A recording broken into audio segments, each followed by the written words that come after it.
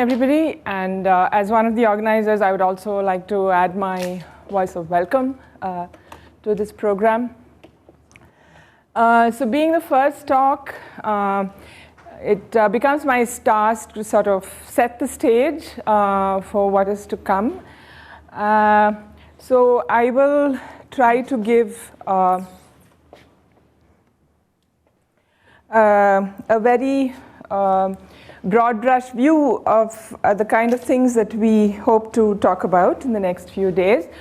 I have a fun task in some ways because I can afford to raise issues and not address them and leave you to the wolves, so to speak. But if at least a couple of you lose sleep over the next couple of nights worrying about some of the questions that I raise, I would feel my talk has been worthwhile. So the sort of celebratory theme of this program was originally envisaged as the Fanaroff-Riley divide, which was a discovery made just about 40 years ago, as most of you know.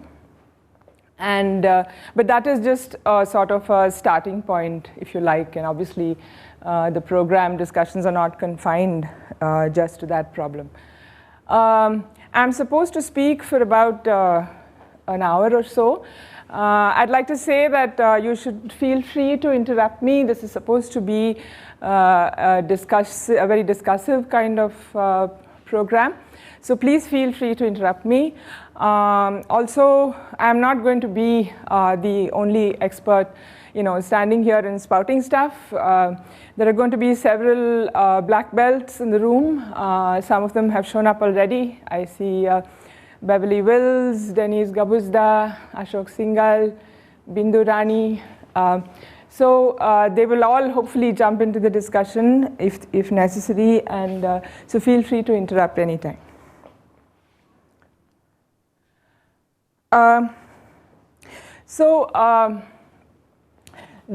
We are, of course, going to talk about accreting supermassive black holes. Historically and phenomenologically, they've been called active galactic nuclei. The only supermassive black holes we know sit in the centers of galaxies. By supermassive, we of course mean greater than 10 to the 6 solar masses. Obviously, we cannot actually see a black hole. We can't even see the lensing effect of a black hole unless we go to something like Gargantua, the way we did in the movie Interstellar. So what do the effects look like? So this is a sort of example. So here are shown visible images of two galaxies. The one on the right is a so-called normal galaxy, meaning to say all its emission is stellar and there is no evidence for a shining or an accreting supermassive black hole. Whereas the one on the left, we would claim does have an accreting supermassive black hole. The effect is really subtle. If you can see the diffraction spikes in the center, which represent a very sharp point source. And the point is that if you actually calculate the luminosity of that point source, it will turn out that it cannot be accounted for by an accumulation of stars. And so one has to invoke non-stellar processes to explain that emission, just the power, just the fact that that power, which also comes from a very small volume. At the other extreme, you might, in that vein, you might have something like this, where this object, for example, looks just like that one, just like a star. You again see the diffraction spikes. But unlike the previous image, you don't see a host galaxy. And the reason for that is that this is a much more distant object, and therefore the host galaxy is well within what we call the point spread function, in other words, the angular resolution of our telescope. And so we are not able to resolve the host galaxy, and so we see the whole thing, the whole the whole object as a star. And the only way to distinguish, it's fairly straightforward now to distinguish, is to take spectra of these objects, and the spectra are very different. So this shows the classic stellar spectrum with absorption lines, and this shows a classic accreting supermassive black hole spectrum with very strong emission lines. So such emission lines are, of course, a hallmark of active galactic nuclei or accreting supermassive black holes. So if one wants to see the galaxy associated with that accreting supermassive black hole, one needs to go to things like the Hubble Space Telescope with much higher angular resolution, which can see sharper images. And so here the point source is kind of subtracted from this image to reveal what you might call fuzz around it, which is really the stellar emission from the galaxy. Another hallmark of accreting supermassive black holes is the fact that they emit very copiously at every wavelength that we've observed. This is a representation of that. And so this is a plot that we call the spectral energy distribution, which is just a fancy way of saying spectrum, except with somewhat low spectral resolution and somewhat broad wavelength or frequency or energy coverage. So as you can see, this is an example. This is actually, some of these are stacked spectra of several objects, and you can see that they're copiously emitting right from radio wavelengths up to very, very high energies. So one thing to watch out for here is that the spectral energy distributions in the literature are plotted in, various quantities are plotted. So in this particular case, there is frequency on the x-axis. It could be frequency, it could be wavelength, in which case things will be reversed, or it could be energy. On the y-axis, people use a variety of quantities. So they might plot the flux, which is power per unit area of your detector. They might plot the flux density, which is power per unit area per frequency. So for example, it could be watts per meter square per hertz. Or it could be what is called nu f nu, that is watts per meter square per hertz into hertz. So it could be any of these quantities which you need to watch out for. In this meeting, it's very likely that a lot of people will use the term flux for flux density when they actually mean flux density. So these are things you need to watch out for. So this is just to point out that the spectral energy distribution of... Can you ask questions? Yeah, of course. But whichever units they use, the shape will change or not? Yes, the shape might change. So for example, this is, you can see here, so-called nu f nu plot. So typical plots when very, very broad spectral energy distribution is plotted right from radio up to very high energies, then people tend to use this nu f nu plot. If, for example, in this meeting, people might just talk about the so-called radio sources, which show radio jets and all that, and then when they plot spectra, they tend to plot the flux density, that is watts per meter square per hertz in the log versus frequency. So then so suppose, let us say, the dependence on the frequency is a power law, a simple power law.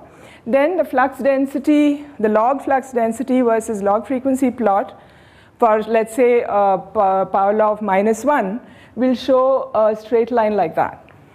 Whereas in this plot, that will come out to be flat.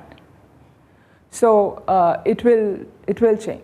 And units change a lot. I mean, there's a lot of chauvinism, sort of spectral chauvinism with respect to units. So it could be watts per meter square per hertz. It could be ergs per second per centimeter square per angstrom. It could be keV per centimeter square per keV.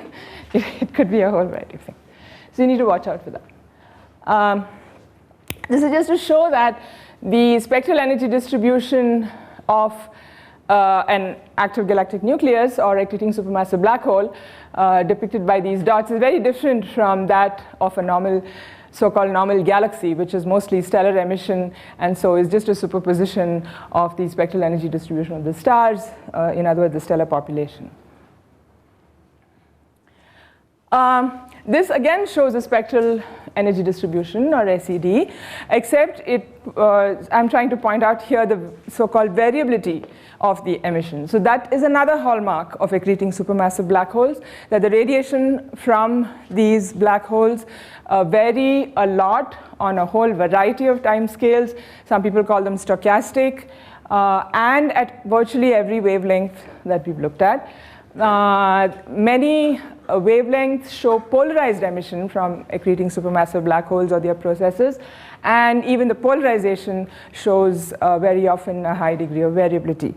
And so here, for example, the blue circles are points taken around the same time, 1966, and the purple points are all taken roughly around the same time, and you can see that there is a change not only in the amount of emission but also in the slope.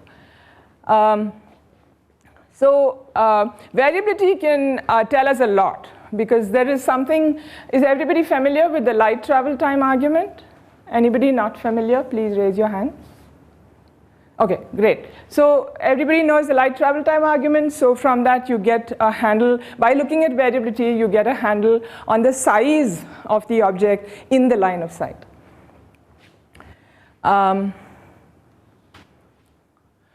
This is just an example of serendipitous insights that can be had by monitoring. So ALMA is a very new telescope, an interferometric telescope operating at millimeter wavelengths. I'm sorry, I meant to, I just put this for sentimental reasons, because this, I think, was the first scientific discovery that I read through Facebook, meaning I found out about it first through Facebook. So I just like this thing. I should have explained it in bigger font, but it's nothing very profound. It's just that ALMA was monitoring this thing, and at the same time, since the Fermi Gamma Ray telescope was up, it was looking at the same object, and so they had simultaneous data, and that can tell you a lot of interesting physics. I won't go into the details because that will be covered by speakers in the program.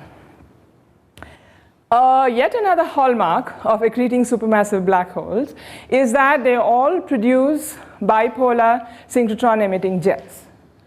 So this is what is shown here. So to explain this, so one thing I want to say is most of the data I show, pictures, other things, are real data, and if they are not, I will try to point that out. So this is just an artist's imagination, but the rest of it is real data. So here is a galaxy called NGC 1068, and this is an image at visible wavelengths, and the region within that green square, this is a same galaxy at infrared wavelengths, and so what one is seeing is all the stellar emission, and the area within the green square is imaged at radio wavelengths and shown here.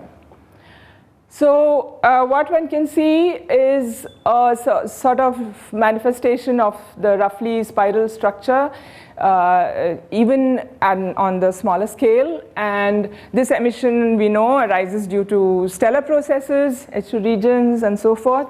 But from the center, you can see this elongated, very bright emission in this image.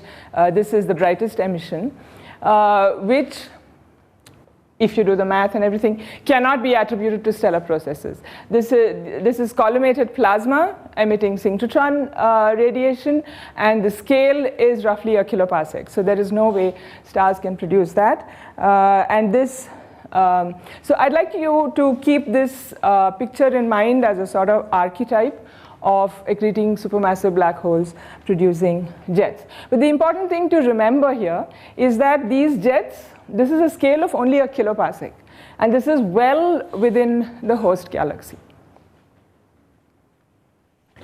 Now, a minority of accreting supermassive black holes produce similar jets, but on scales much, much larger. So here is the galaxy. Remember, in the previous case, the jet was just about that big. So there is obviously an accreting supermassive black hole well within this, in the center.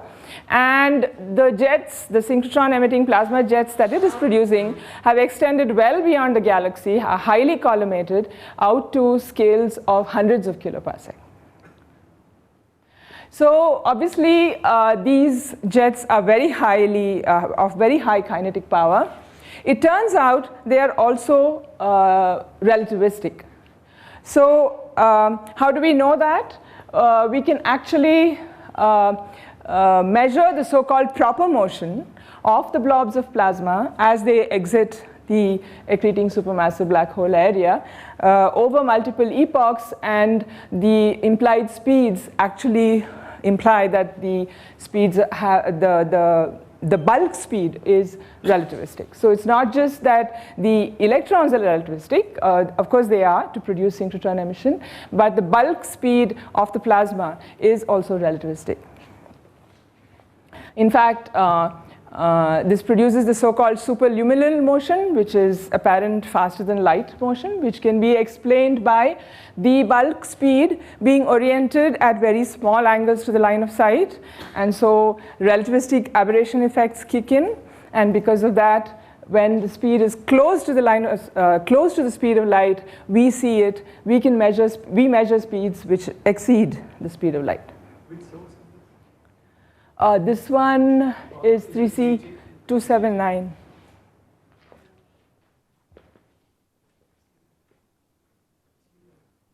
Sorry? Yeah. Pardon? You're asking a big question that is going to be addressed in the program. So there are various things possible. Magnetic fields probably play a role. But I think I won't say more than that, to not take the thunder out of future talks.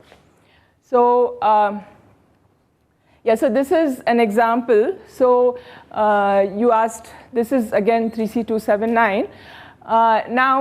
This image is a large-scale image of this accreting supermassive black hole, and that tiny area there is what is zoomed into here, and over a period of time you can see that the blob is separating more and more, and one can measure a so-called speed, and that comes out to be greater than the speed of light. So this image actually demonstrates another thing to watch out for. So here I'm showing very pretty images of the bipolar synchrotron emitting plasma, and the actual optical galaxy would be somewhere like that. And you see these very pretty jets and so on. Now what happens is when these jets are oriented close to the line of sight and relativistic aberration effects come into play, the flux that we see, or the flux density that we see from these nuclear components, is heavily Doppler beamed. So we measured an apparent flux density much higher than what is actually emitted.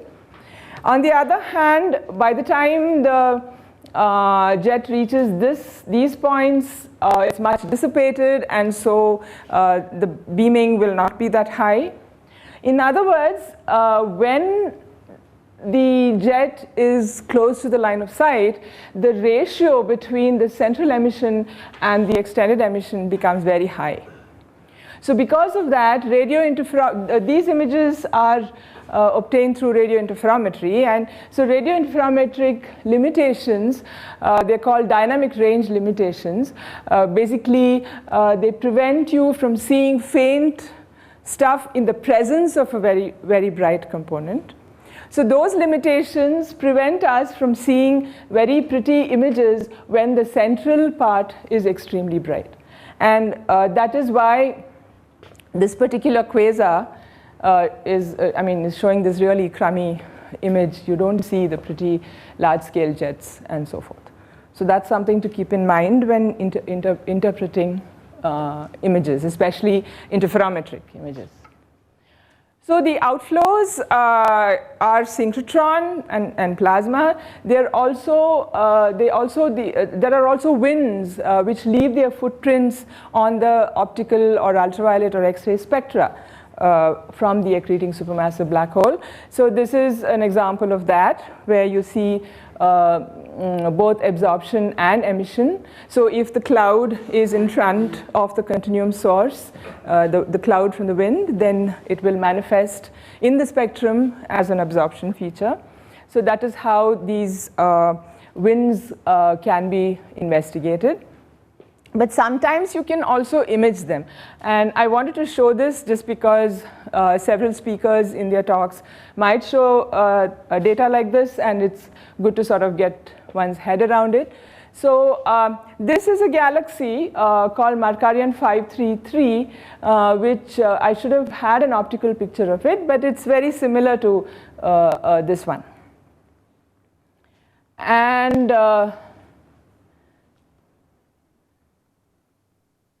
And what this is showing is a radio interferometric image of the central part.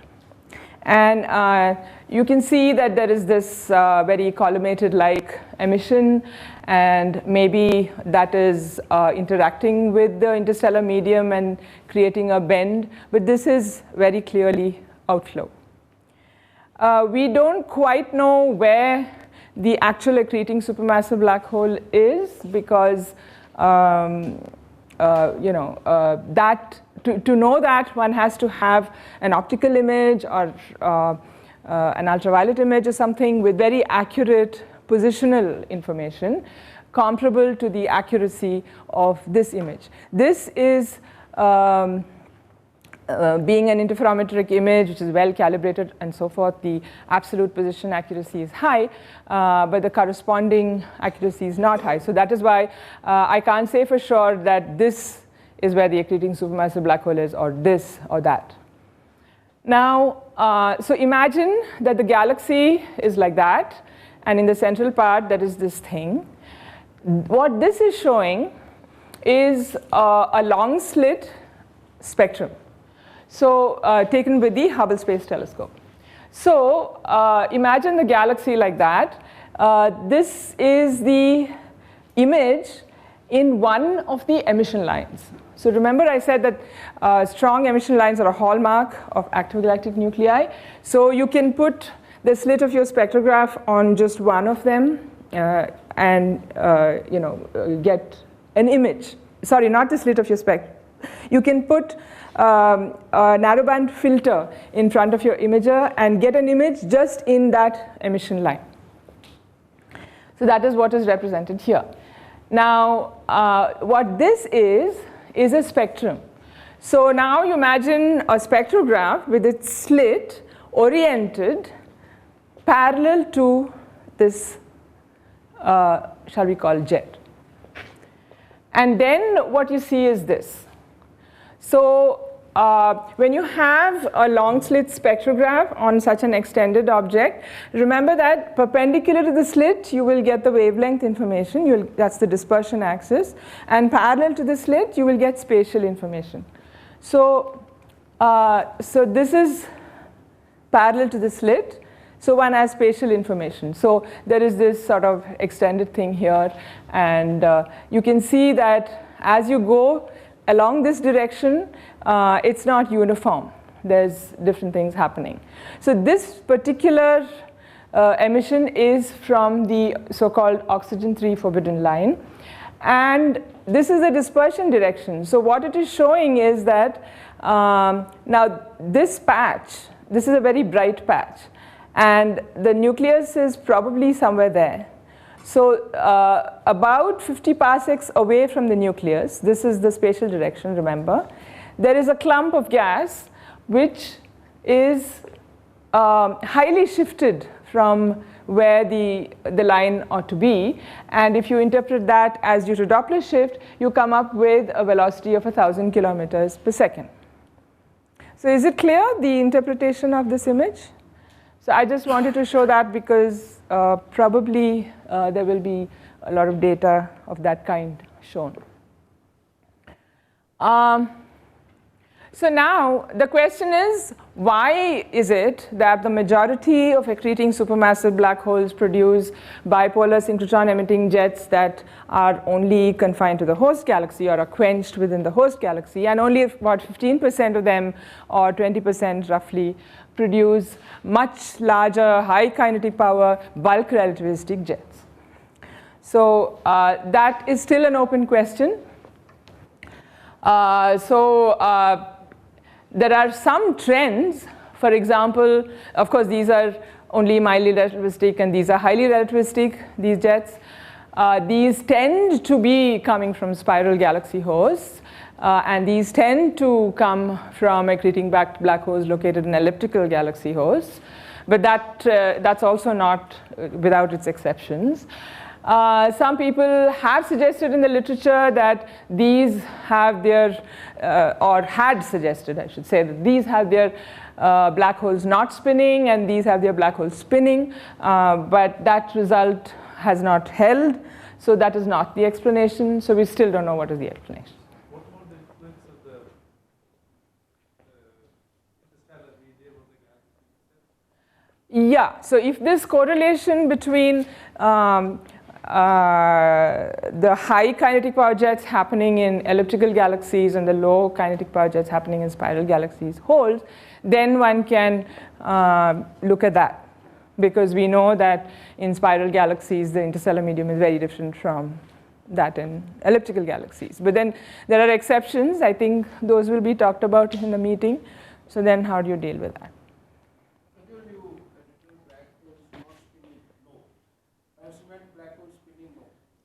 No, what I meant, okay, that's bad English. What I meant was the idea that in these things, the black holes are not spinning, and in these things, the black holes are spinning, is not correct. In other words, people who are measuring black hole spin have seen that even these accreting black holes have black hole spin. So that argument doesn't hold. That's what I meant. Sorry. And those kiloparsec scale, they're also relativistic. No, the kiloparsec scale are the ones which are relativistic. These are at best sub-relativistic. Megaparsec are 0.3 C maximum. And megaparsec scale, they're relativistic. Yes. So I am not distinguishing between hundreds of kiloparsec and megaparsec. A megaparsec is the outer limit, sort of. But yeah, so this black hole spins, they've all been measured actually only in spiral galaxies, so Parsifals. Yeah, that is true. All close to 1. Yeah, that's the point. Yeah. Not even like less. It's Right. spinning very fast. Right. Right. So that can't be the explanation. Yeah. Mass is not important. Mass also, there is no, I mean, people have tried looking at it, no direct, but I'll get to that in a bit. But yeah. So I want to step back a bit from accreting supermassive black holes. So we know that the universe is teeming with galaxies, right? So this is a Hubble ultra deep field image, which is an image of a very carefully chosen, very nondescript, very dark piece of sky, roughly 3 arc-minute in size. And when they stared at it for 10 days, they found 10,000 galaxies in that small area. And it's not a special place because repeats have shown the same thing. Each one of these reasonably sized galaxies we know today has a supermassive black hole. So starting with our own galaxy, in our own galaxy we have very detailed and nice measurements using multi-epoch infrared imaging of the stars in the vicinity of the center of the Milky Way, which show that there is a black hole of mass roughly 4 into 10 to the 6 solar masses. Our neighboring galaxies also show this.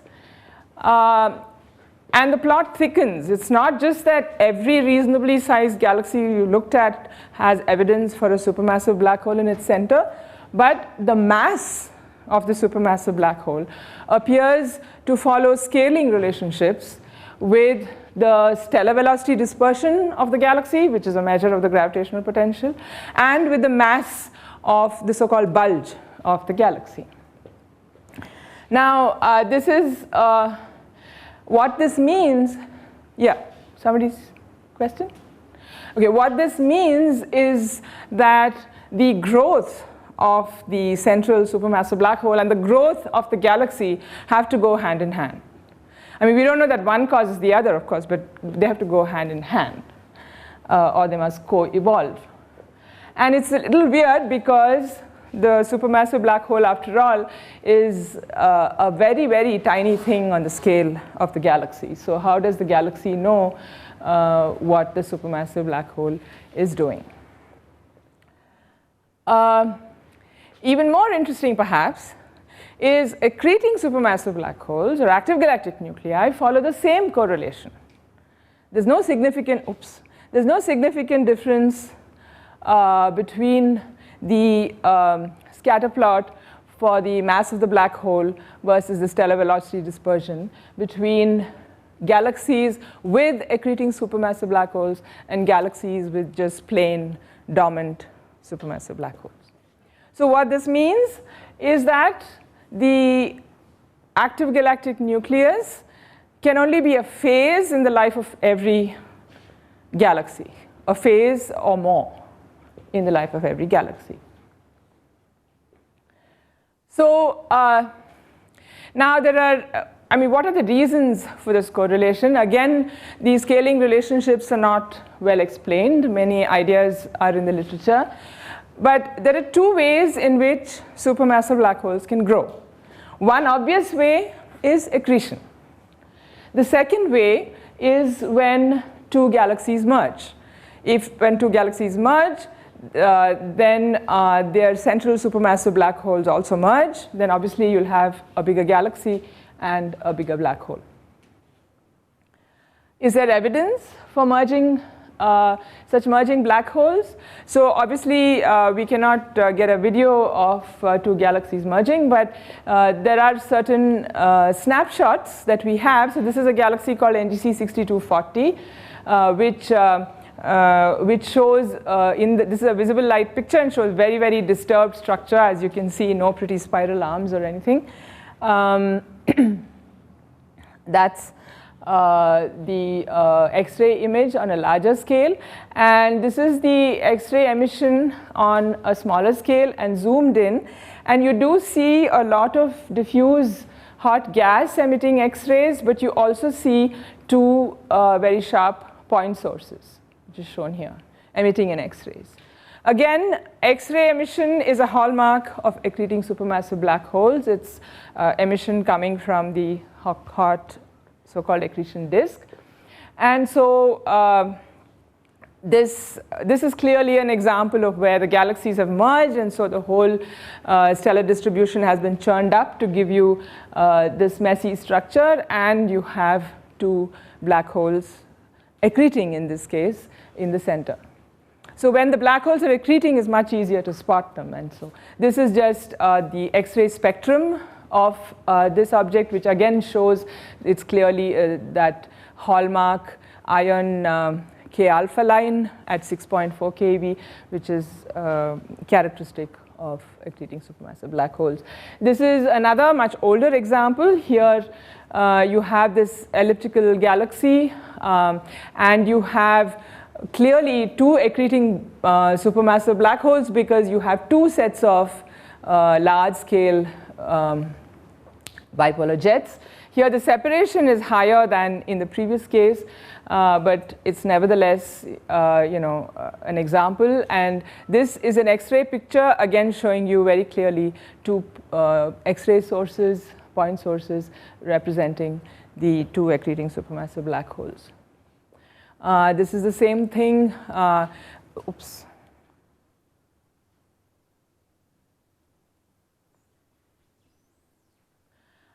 Just showing that same image more clearly. So the two black holes.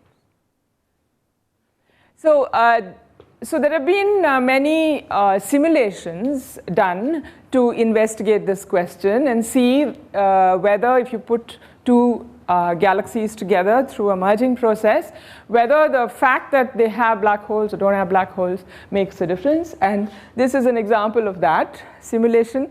There is a video of this thing on the web. I didn't bring it in, but there's a video which is very nice, which shows the effect. So what is seen here is a sequence of two galaxies merging. And this is the same sequence, except that here you have both the galaxies with a central supermassive black hole, and here the galaxies are not given a central supermassive black hole. And what they find is, in the case where there's no supermassive black hole, the two galaxies merge. There's a lot of gas which is driven to the center, and huge amounts of star formation, and you land up with what they call runaway star formation. So extremely large amounts of star formation. On the other hand, the two galaxies merging with supermassive black holes lead to this scenario where the black holes accrete, they become AGNs, in other words, and in the process because those are very energetic processes, they expel a lot of the gas and so forth, and so there is regulation of the amount of star formation that happens. So the black hole, the accreting supermassive black hole, is able to regulate the star formation in its environment. So this is one of the mechanisms proposed. Yeah, you had a question? Yeah, how this merger affects the motion of stars? Like you have. So the stars, as you can see, are pulled out of their orbits. So you have this nice, I mean, both of them are these pretty spirals here.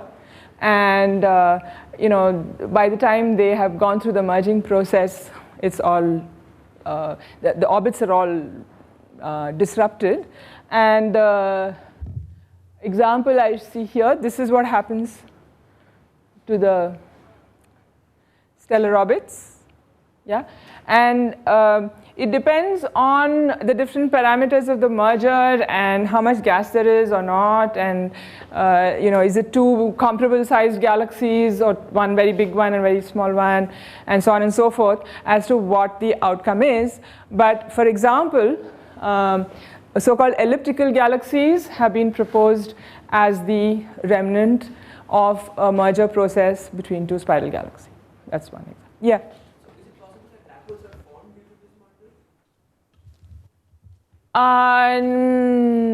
No, I mean, our understanding is that black holes form, stellar mass black holes form through stellar processes, and then in the early universe, you know, the densities were much higher, so they met more often and merged, and that's how black holes grew.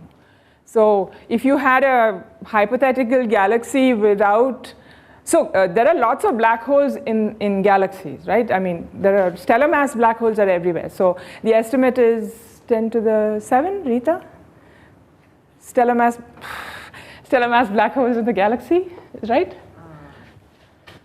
I think that's the estimate. About 7 to 10 to 9. Right. So there's lots of stellar mass black holes distributed. Those are not what we're talking about. But in the very, very early universe, when, you know, stars started to form, I mean, the idea is that the metallicities were low, very, very massive stars formed. They were everywhere. They were like massive stars, and they left, many of them left black holes as remnants, and the densities were high, so these black holes could get together. So I was asking, like, whether if you had black holes in the first place and then they could merge and form, black holes could do this merging? No, but if there are, They can grow. They can grow if there's already a black hole in the center, but if you have stellar mass black holes dispersed in the galaxy, you know, galaxy is mostly empty space, and, you know, how would they get together? But Prajval, Yeah. in the picture that you showed, the simulation, Yeah. without the black holes, Right. you ended up with a cluster Right. of new stars in the center. And So they could merge, you see. later, you could end up with That's true. black holes that could then merge. That's true. That's true. Yeah. So yeah, so this runaway star formation, I mean, I've not thought about it myself. I can't think of specific simulations which have done that, but you're right, yeah. This runaway star formation could result in a lot of star clusters, and then they would inevitably merge to form black hole. But these two black holes that are spiraling around each other, Yeah. they will eventually merge, or Yeah, that's the idea. that they will merge? They will spiral, because the thing is, the idea is that stuff gets, if they get driven together, then beyond a certain distance, they will start to, yeah. So it'll be a black hole binary or they'll merge? There will be first a black hole binary, and then it will merge, right? Yeah. So the actual examples that I showed were presumably, I mean, this is like heading to becoming a black hole binary, and this is, where did that go? This is maybe a black hole binary, right? Yeah. And in the simulation that you showed with the two black holes in the galaxies that are merging, there was a picture there that's next to the last one that had a bright center. Is that like an AGN thing? This was the previous one. This? Oh, the other one. Okay, okay. Oh, by the way, in that artist's this video, the blue stuff is supposed to be gravitational waves. So.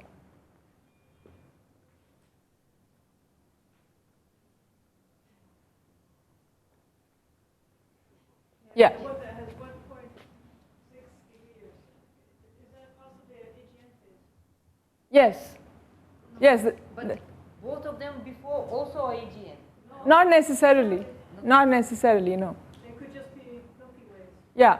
But in the previous picture, no, but in the previous picture where the actual image of the two merges, they already have jets. Yes. Yeah, but I'm talking about this simulation. No, in this simulation, yeah. You sort of end up with what looks like an AGN. Yes. So you start out with dormant black holes, and because of the merger process, all the gas gets funneled into that central region. So the gas becomes available to the black holes, so they accrete. So they. That's very interesting because there seem to be jets or jet-like structures in both scenarios. No, these are stars. I think they just trail. Yeah, these are just star trails. So the stars. 1.6 gigayears. This? This and the thing at the bottom. No, these are stars again. Right, but so if you looked at, let's say, radio emission, would you still see radio emission in both cases? Oh, see, these simulations don't do synchrotron plasmas and things. Yeah. Have you observed like such runaway star formation cases? Well, I mean, we know of objects called starburst galaxies. So these are galaxies where there's a huge amount of star formation in the nuclear region happening within a very short time scale. But there's no reason to believe that there is no supermassive black hole there. And in the second image, is this without a black hole or without a supermassive? Without a supermassive black hole. See, stellar mass black holes are there everywhere throughout the galaxy. They don't. No, at least the central black hole is there, right? I mean, a smaller one. Normal central Or even not that. No. 10 per 6. No, what do you mean? You mean like 20 solar mass thing in the center? No, that would not make a difference. Because see, when they put in, when they're simulating these things and putting in a galaxy, they would put in a whole range of masses, and it would include presumably a few, 10 solar mass thingies, and So one being in the center is, see, you have to think of the sort of gravitational field and how that works. So if you had a stellar mass black hole in the center, the gravitational field near it, it's going to be still dominated by the gravitation due to all the stars.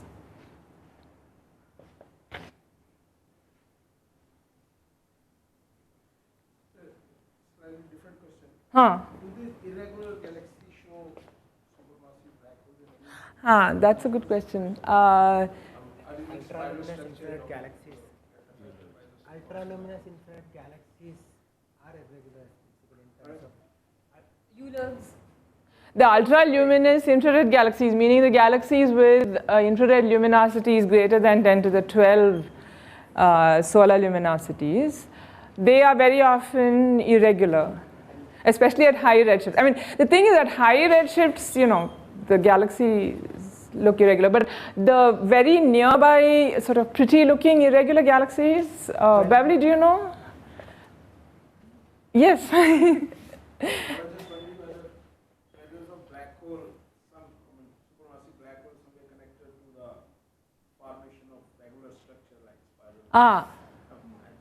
Yeah. Actually, I don't, to be honest, this has been a question for me, but I haven't actually investigated it. So, Maybe supermassive black holes are actually inelliptical. yes, but the question he is asking is, have irregular galaxies been looked at to which show supermassive black? You show the regular galaxy, the result of merger. That is true, but They're much more lower power irregular galaxies. yeah. Irregular, the so-called IRR, you know, which we all learnt about in textbooks. Like in the local universe. Like, Yeah, for example, yeah. Magellan clouds. Yeah. Magellan clouds, they don't have black holes. Magellan clouds don't. But this, if you believe these simulations, then we should see active AGN and merging galaxies. But what you normally see is starburst happening. And the reason for that, I think, is obscuration. Yeah. These things are embedded in dust and Partly, yeah. clouds. Yeah. So they're not seen in X-rays. At least Chandra and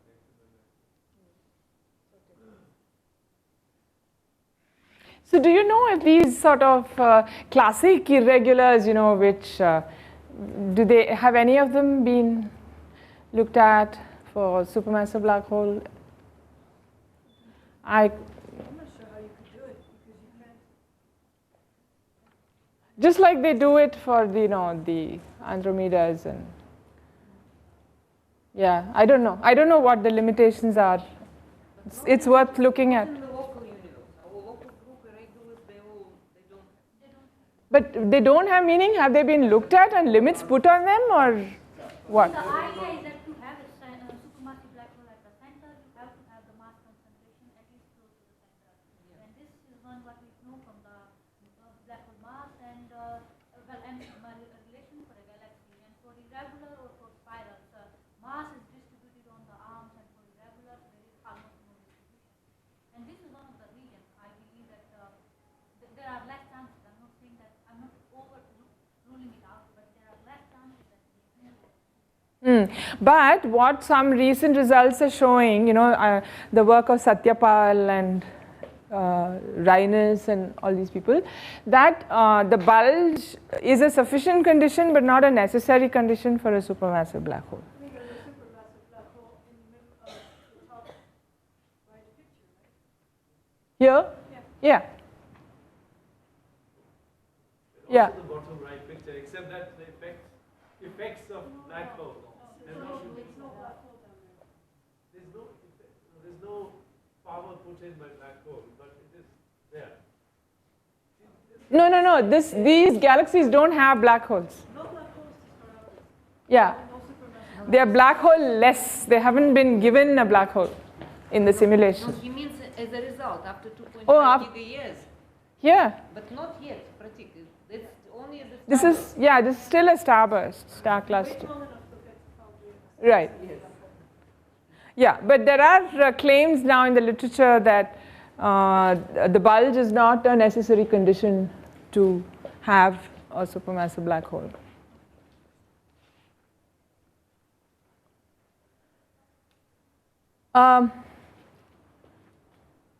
Yeah, so the thing here is that because there's got to be some feedback mechanism between the accreting supermassive black hole and its galaxy, That's why accreting supermassive black holes acquire importance in the big picture of galaxy evolution. And the majority which produce these quenched kiloparsec scale jets, they are mostly depositing their energy and power within the host galaxy into their interstellar medium.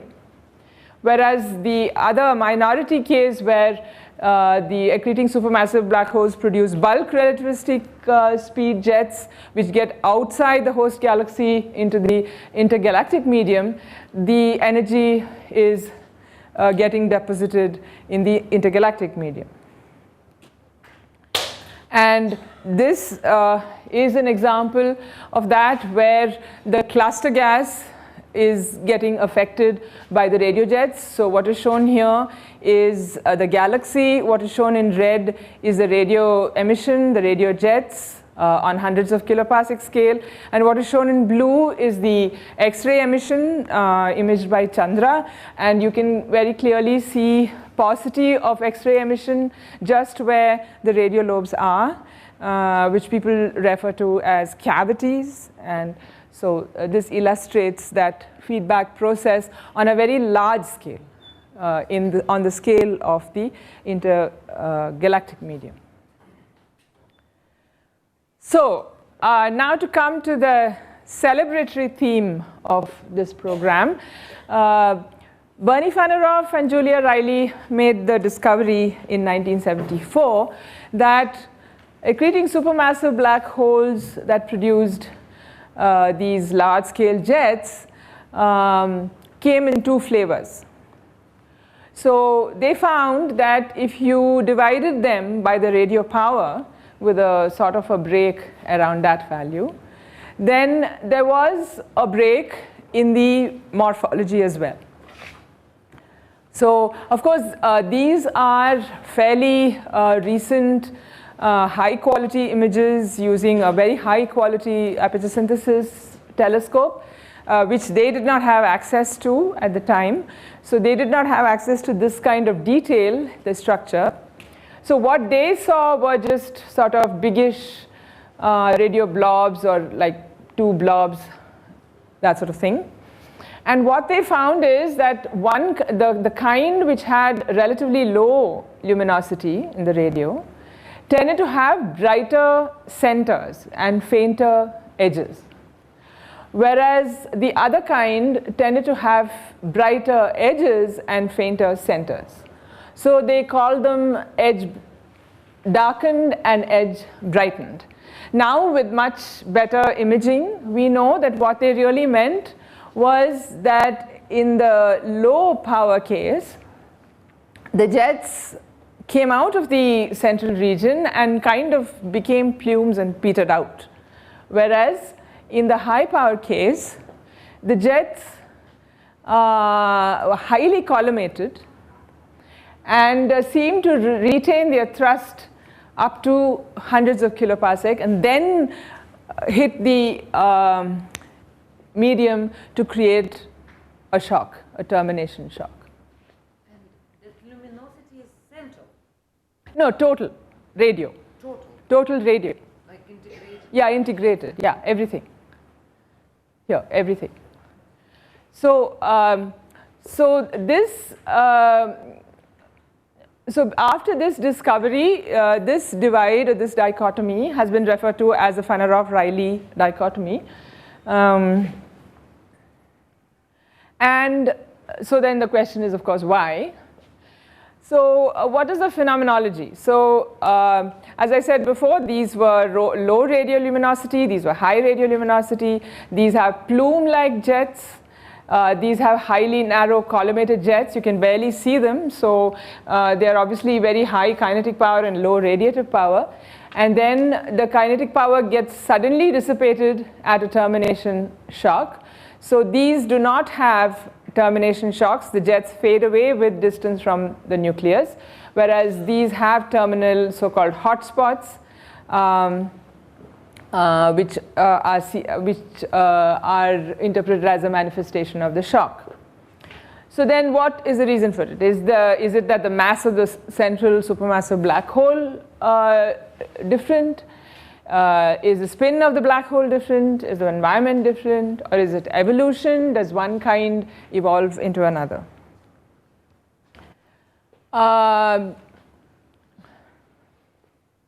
So to give you the end result, this is another of those unresolved questions, and we hope there'll be a lot of discussion on this during this program.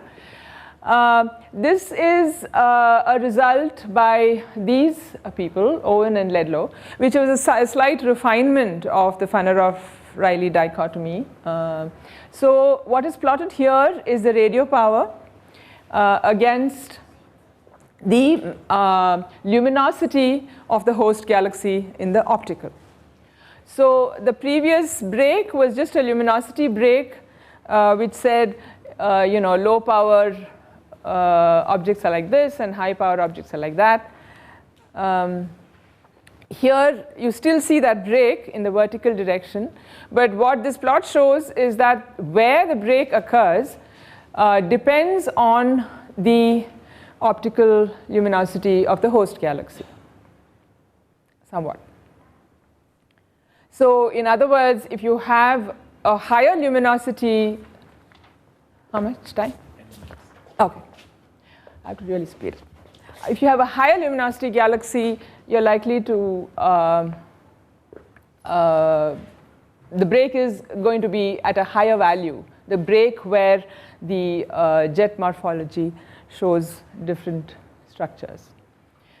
So there have been various explanations for this. For example, this paper talked about, this paper related the high luminosity to the high mass of the galaxy, and so the idea was only powerful jets can retain their thrust through the ISM and remain supersonic in the presence of high mass. So that was one idea.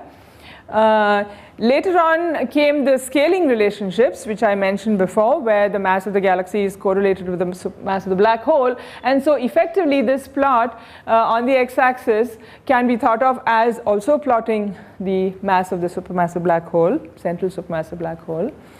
There were other trends which separated out into these classes. For example, these objects were seen to have weak emission lines, these strong emission lines. Dust was seen to be in extended disks in these cases, but here they seem to be like all over in a filamentary structure. Sorry. Then there was this result where they found that there were objects with the so-called hybrid morphology. So one arm would be of this kind and the other arm of that kind, which clearly suggested environmental effects as the cause of this difference.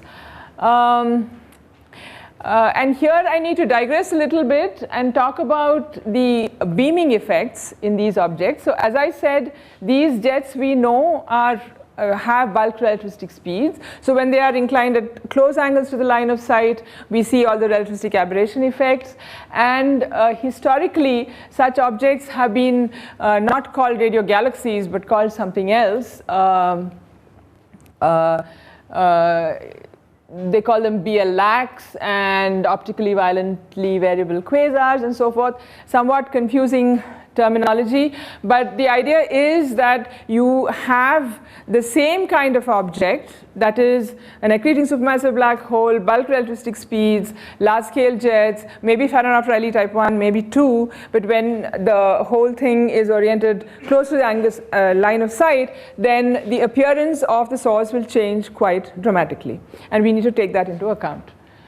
There is another effect which is seen in all accreting supermassive black holes, primarily in their optical spectra. And this is that the central regions of these galaxies, which show, like I said before, show very strong emission lines. The permitted lines, in some cases, show very broad widths, over 1,000 kilometers per second.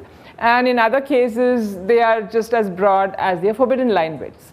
So these very broad emission line widths are explained as due to the gas clouds having very high velocities around the supermassive black hole. And the idea is that you have also molecular gas and dust at a slightly larger distance around this accreting supermassive black hole, and that this molecular gas and dust is in a toroidal geometry.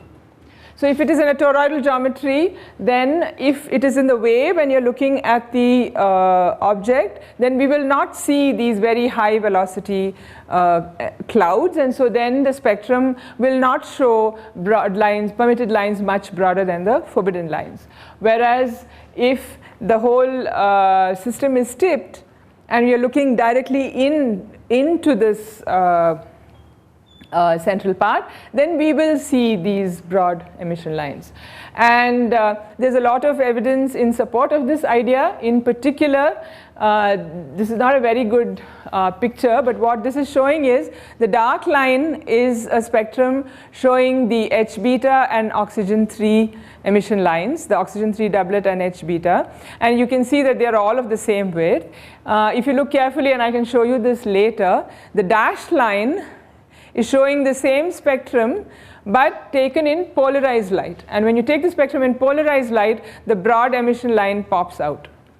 So that is evidence in support of this picture, because basically there is a periscope effect, and so you're able to see the broadline clouds even though there is this obscuring material around. So that is illustrated here. So this is representing the obscuring material which is in a toroidal geometry, and these little things are representing the broad line clouds. And so photons from the broadline clouds will go mostly in this direction, and if you're observing in this direction, you're able to see them if those photons are scattered off some medium. So so then they're polarized, and so if you only look at the polarized emission, they pop out. If you don't look at the polarized emission, then they just get swamped, and so you only see the so-called narrow emission lines, which are from clouds on a much larger scale. So keeping this picture in mind, there is a sort of a dogma in AGN research, which I'm calling a straw person scheme, which relates these objects which are inclined with their axes close to the line of sight and the ones which are not. And so it's a question of investigating systematic properties in order to relate one class with the other, because it's not straightforward. So the scheme is that the so-called Fanaroff-Riley type 1, the ones with the plumes and without the termination hotspots, they occur in elliptical galaxies. They have lower radioluminosities, and when they are inclined at close to the line of sight, they appear as the so-called BL-lac objects, whereas the Fanaroff-Riley type 2 galaxies, when they are inclined close to the line of sight, we see them as so-called quasars. Now the reason for this distinction here is that these objects in the optical light show the hallmark emission lines with very broad widths, whereas the optical spectra for these are dominated by the synchrotron emission, no lines or very weak lines. So that's the sort of zeroth order picture. Now it's deliberate that I've called it a straw person scheme, because this is, from my perspective, just something to help remember what the different terms are and to sort of get my head around the different historical names for different AGNs and so on and so forth. It's not necessarily the correct scheme. It just helps remember things. So in that let us say scheme, it turns out that some of the properties that are observed, systematic properties that are observed for the Fanaroff-Riley type 1 and type 2 are consistent with properties that are seen for the beamed objects. So the beamed objects, the ones which I call BL-lacs, which don't show or show very weak emission lines if at all in their spectra, they tend to they are very easy to measure. Their nuclear properties are very easy to measure. They are very highly polarized, and one can get very high resolution images for them. So I'm not going to go into details because Denise and so many others will talk about all that later on. But the systematics that are seen for those seem to be reflected in the systematics seen for the FR1 and FR2 type. In that, for example, nuclear polarization detection rate is very high for these, whereas it is very low for these, which is consistent with the idea that this obscuring material that I talked about and the broad emission line clouds that I talked about are actually absent here. It's not just that they're hidden, but that they are absent. So that is like a very zeroth order picture, that you have accreting supermassive black holes which create these quenched jets. Those are the majority. They are called radio quiet in the literature. Then you have accreting supermassive black holes creating bulk relativistic speed jets of high kinetic power which go outside the galaxy, and those come in two flavors, the Fanaroff-Riley 1 and the Fanaroff-Riley 2. The ones possibly with the Fanaroff-Riley 1, the data are consistent with not having a huge amount of material in the very cores. So not having broadline clouds and not having an obscuring torus. But I can tell you that many of the talks that are going to follow are going to be talks that contradict this very straightforward scheme. I think I'll sort of wind up with this slide. This is just putting it all together in terms of how to remember what all these different termed galaxies, AGNs in particular, are. So, so these are sort of, I've given examples as spiral type galaxies, and then the radio jets that they produce are the quenched type. So they are referred to as radio quiet in the literature. They are not radio silent. They do produce radio emitting synchrotron jets, but they are quenched within the host galaxy. But historically, they've been called radio quiet, and they continue to be called radio quiet. They come in two flavors of optical spectra, so with and without permitted broad lines. And so they are referred to as radio quiet type 1 and type 2. And then the lower luminosity ones, the nearby ones, are referred to as Seyfert galaxies, and the higher luminosity, high redshift ones are referred to as quasars. So you have type 1 and type 2 Seyfert galaxies, where it doesn't mean Fanaroff type 1 and type 2, just to be confusing. It means something else. It means that the optical spectra have broad lines much broader than the forbidden lines for the type 1s, and have widths comparable to the forbidden lines for the type 2s. And the same goes for the quasars. On the this is the minority, so this is the majority of accreting supermassive black holes. These are the minority which create these bulk relativistic jets, and they are referred to as radio loud in the literature. They come in two flavors, the Fanaroff-Riley 1 and 2. So the Fanaroff-Riley 1s have plume jets, no termination hotspots, and when they are beamed, maybe they become the Bialak objects, maybe. The Fanaroff-Riley type 2, they also occur in elliptical galaxies. They show termination hotspots, and when they are close to the line of sight, we see them as quasars.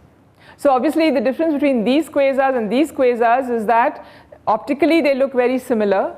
They are point-like, and the optical emission is dominated by that from the accreting black hole. Whereas at radio wavelengths, these show very small quenched jets, whereas these show hundreds of kiloparsec scale jets. Yeah, I think I'll stop there. I was going to talk about exceptions to this picture and all that, but that is more like a sneak preview. It's not really necessary because people are going to talk about this anyway. So. We actually just have 5 minutes until tea break, so you can ask some questions. So about 10% of, sorry. So about 10% of AGN has jet, right? No. All AGNs have jets. But basically you see 10% But because of the hundreds of kiloparsec scale bulk relativistic jets occur in about 15, maybe 20%. So is it not also that you some AGNs they do not produce jet at all? We don't, well, there's no clear example of that. There might be, I mean, I'm not saying they're not, but there's no clear example of that. There's no reason, let me put it this way, there's no reason to believe that an accretion, so far, that an accreting supermassive black hole will not produce a jet. I would contest that a little bit. Okay. I don't know of any evidence, I don't know if any objects have been found that, I mean, it must be only like upper limits, but there must be objects that have not been shown to have jets. Now, that have, yeah, the presence of jets has not been demonstrated. Yeah, that is there. Yeah, presence of jets has not been demonstrated, agreed, but there's no reason to believe that they don't have them, in the sense that... But you're just inferring, I mean, I think we have to be careful about getting, adopting a framework and then just trying to make everything fit into there. You know, yeah, I agree with that, but see, Seaford galaxies imaged in radio, they do show jets, outflows. Radio quasars, the resolution is very poor. And some of them do. Yeah. I think with VLBI, I think you always do, I mean, as you go to higher frequencies and higher resolution, you start seeing jets. I mean, you assume that the core is going to be unresolved part of the jet. That's it. Well, no, that's a crazy assumption. Come on. It seems to All I'm saying. Jets and quasars, we don't see. Yeah, there are. No, we do. Yeah, Quasars, high redshift quasars. Well, see, high redshift quasars have not been imaged. We don't have the capability to do it, or people haven't done it because they think it's very boring and all that. But the radio quasars which have, not the radio quasars, but quasars which have weak radio emission and which have been imaged with high resolution do show jets. Yeah, but some of them, the problem is that some of them have too weak radio emission to do that. Right. So we don't know, but yeah. Yeah, this Redlow oven type correlation. Actually, I had a paper last year. You might have seen that most of it could be actually explained as a Malmquist bias. So because flux limited sample, most of the data has come from there. So it can be easily explained. So we don't know whether it's really physical. Yeah.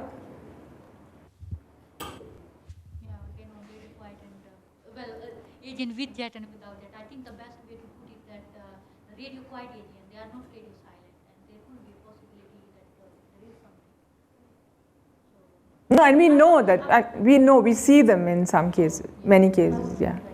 And again about the merging, since there was a lot of discussion in the middle of your talk.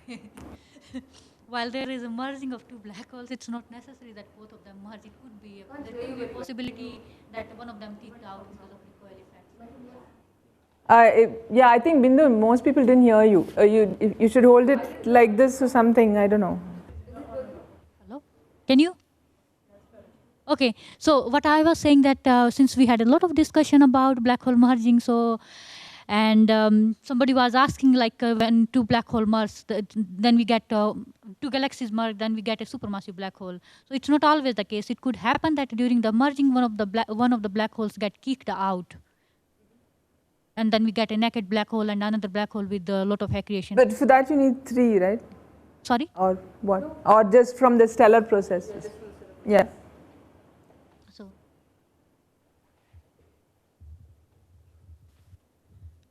So AGN is or can be a phase of a normal galaxy.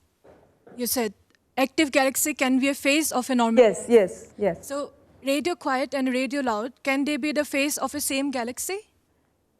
I mean... Can it be evolutionary kind of? Is it? Yeah. Yeah, right now the dogma is that the so-called radio quiets come in spiral type hosts.